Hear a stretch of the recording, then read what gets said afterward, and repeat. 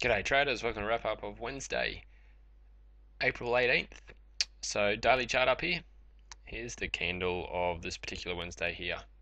So starting off with the day, had definitely more of a bias on the sellers, probably 60-70% to the sellers. The reason that being is again we got this downtrend.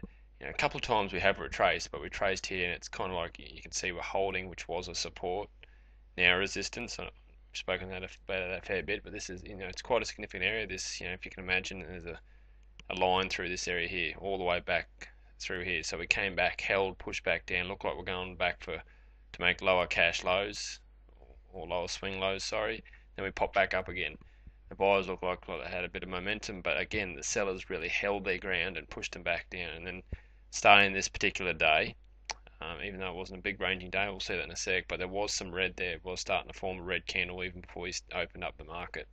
So again, because we've held this area, looks like we are in a seller's trend still. We haven't broken up into buyers territory yet. So you really got to stick with the sellers. Believe that at the moment they're just holding their ground and got it over the buyers.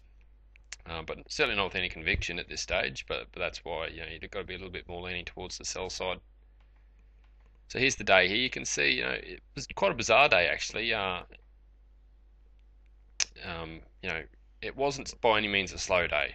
It looks quite tight, and it was a fairly tight range. I think it was about a 7-8 point range. But within that 7 or 8 points, lots of movement. Like there was about 4 or 5, pretty decent trends. But the thing about it, this never went on with the trend, and especially getting towards the end of part of the day, it was hard to really get a grip on what the market wanted to do because it just wasn't staying consistent and building any pressure on one particular side. I think this sort of day too came about, if you remember the previous day, it was a very stretched out on one side action sort of day where it just all went with the buyers and we just went up and up and up.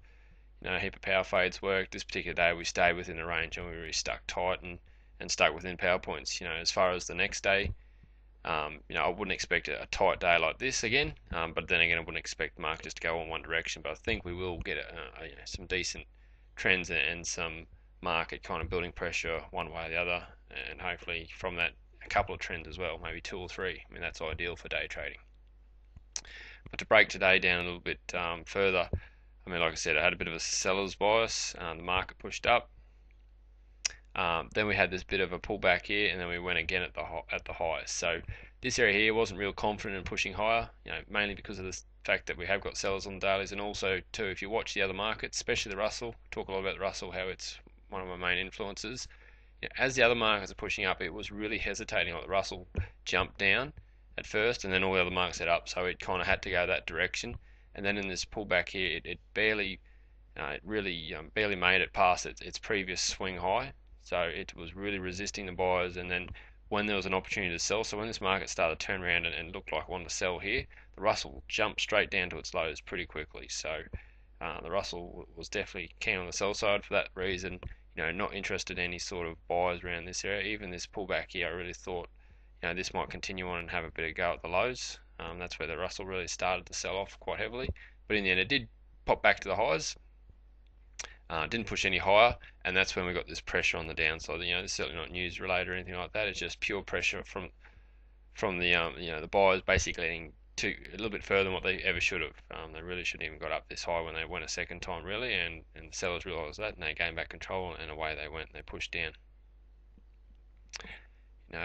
As far as getting on a trade here, I think this was a bit of a pressure point here, so this bit of a pullback here. So looking to get break this area and get the pressure of the predictive average swinging down, potentially sell off around this area here would have been something to look at, and expected it to maybe even come down here, bounce, and then push lower again.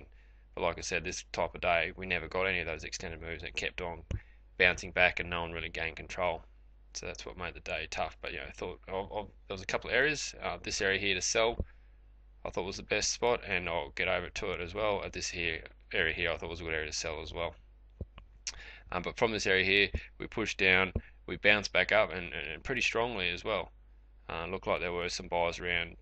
You look at this area here, this is a bit of a 5-minute fade area where you potentially look to sell, but the buyers were quite strong, so it was an area where I just would have waited on. I certainly wouldn't be looking to sell but I wouldn't be buying either. I think the market was really just trying to sort out what to want to do. From there, we pushed back down. You can see the predictive cross back down. So I wouldn't sell here, just because of the fact that this moving average 20 line, it's still above the blue line, meaning there's still some pressure on the upside, even though it's pointing down. It's quite extended, and my thoughts were that it could get a bit of a shoulder, and then if it came again, then that's a great time. Okay, so not looking to sell here. I just thought too much of a buying influence, still 50-50. But once we had that second go at it, now it's definitely ready to go, and a great opportunity to look at when the predictive cross down here, which would have been a sell-off from about here, and look to push the market down. And again, this area I thought, once it's coming basically this second time at the cash market lows, I thought this time it was going to break down. But again, didn't quite get there, but back up here was definitely a good area to sell. From there, we pushed a bit higher, and I must admit, around here, I was just starting to think, I'm not sure what this market wants to do. I don't think even the market knew what it was doing. It was really bouncing between highs and lows, and just like I said, could not mount any pressure on either particular side. And again, it came back up here, and it was actually yesterday's clothesline was about through here, and you could see it popped up, popped back down, and then pushed back down through it again. So that's quite unusual in itself. You hardly see it, get enough pressure to break up.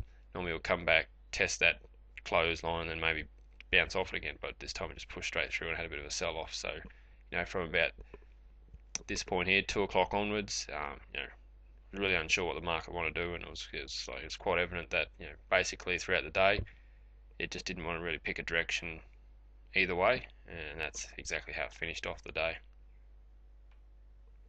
So just on the 1 minute chart over here, you can see just about every PowerPoint really holding up the market. The only one was this one here where it just pushed straight through it. That's when we got that real sell-off after these buyers pushed back a second time, and like I said, I really thought they shouldn't even got that high around this area here. I just thought the market wanted to keep selling off, so I guess that pressure came eventually from those buyers having a bit of a go here. Then the sellers said, look, we're in control here, and they pushed lower.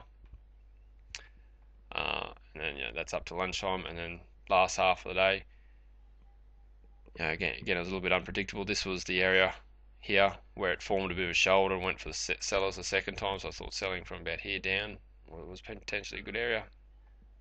And then from here thought it was going to go down, but then it popped up again, and so you can see this is the area where we popped up and it popped down and finished off the day. So overall,